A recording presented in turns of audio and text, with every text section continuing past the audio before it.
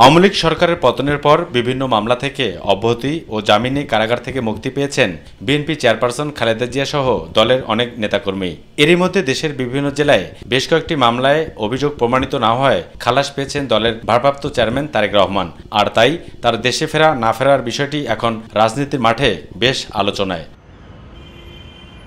দলের ভারপ্রাপ্ত চেয়ারম্যান তারেক রহমান কবে নাগাদ দেশে ফিরবেন এমন প্রশ্নের জবাবে বিএনপির জ্যেষ্ঠ যুগ্ম মহাসচিব অ্যাডভোকেট রুহুল কবির রিজভী বলেন, সবাই প্রত্যাশা করছে দ্রুত তারেক রহমান ফিরবে। এখন দেশনায়ক তারেক রহমানের দেশে ফিরে আসা, এটাই হচ্ছে আমাদের অন্যতম প্রধান দাবি। দ্রুত সময়ের মধ্যে তার ফিরে আসার জন্য সরকার উদ্যোগ গ্রহণ করবে। অন্যদিকে বিএনপির আইন বিষয়ক সম্পাদক ব্যারিস্টার কায়সার কামাল বলেছেন, বিএনপির ভারপ্রাপ্ত চেয়ারম্যান তারেক রহমান আইন ও আদালতের প্রতি শ্রদ্ধাশীল, তাই তার সব মামলা আইনিভাবে মোকাবেলা করা হবে। তিনি যথাসময়ে দেশে ফিরবেন।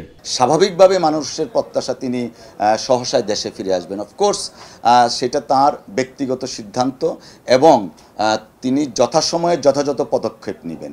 আর আইনি বিষয় যেটা আমরা সেটা বলে আসছি সবসময়, আইন আদালত সংবিধানের প্রতি জনাব তারেক রহমান সাহেব সর্বোচ্চ শ্রদ্ধাশীল।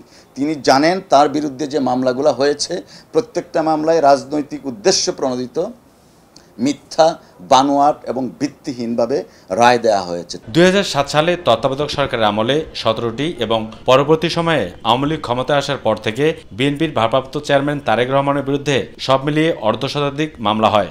একাধিক মামলায় তার সাজাও হয়েছে। আবু সেদপু, মাই টিভি, ঢাকা।